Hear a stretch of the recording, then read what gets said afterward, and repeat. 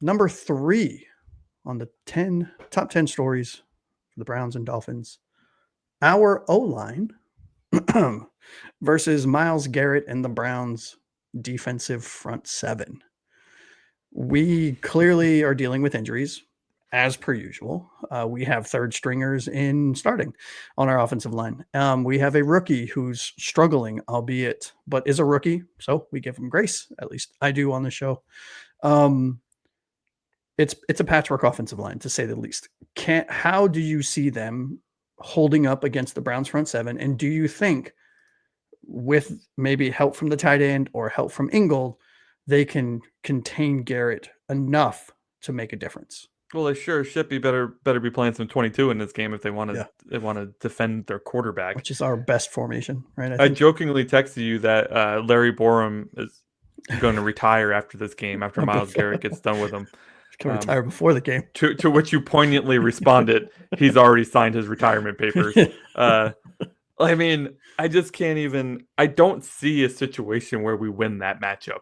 Like, you literally need to have somebody chipping him on almost every play. Now, if he's one-on-one with Patrick Paul, I give the kid a chance. I do, and too. I say, okay, let's see if you can do it. I'm not confident Patrick Paul can do it because I think Myles Garrett's got 10 years of experience and moves behind the curtain there, and Patrick Paul's in year 2.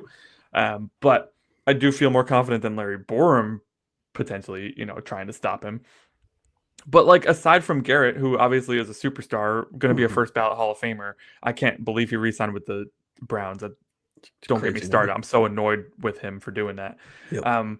But, they got the kid Mason Graham in the first round. It was Kenneth Grant's teammate in Michigan. They got Swessinger, who can come in on the blitz. They got this kid Malik Collins has 3.5 sacks and 3 tackles for a loss this year. And even Isaiah McGuire has 4 tackles for a loss and a sack this year. So, like, their defensive line is pretty good. And our offensive line is pretty bad. So how do I feel about it? Not great.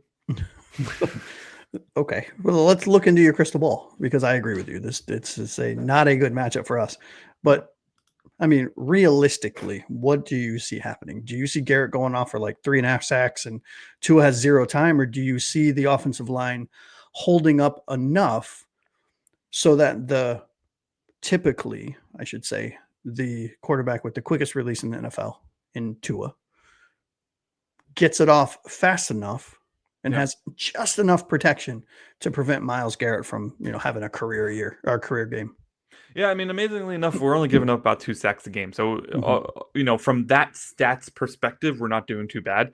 My big concern here is that Myles Garrett might just say, okay, he releases it really fast. I can't get to him. Let me just put these big old mitts up and see if he can throw through them, which I'm not very confident in. That's something I'll be watching in terms of storylines. I'll be watching a lot is how many times is Tua getting affected by the hands in the air by the defensive line, especially Myles Garrett.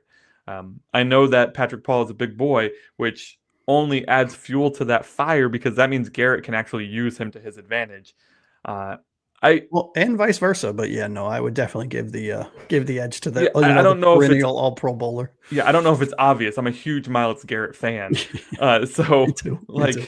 First ballot for sure. I mean, this is one of the premier pass rushers in the league. The only thing we can do is try to contain him.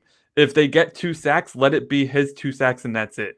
I think whoever like the rest of the offensive line needs to contain their guy and let the tight end and whoever's on Garrett focus on him.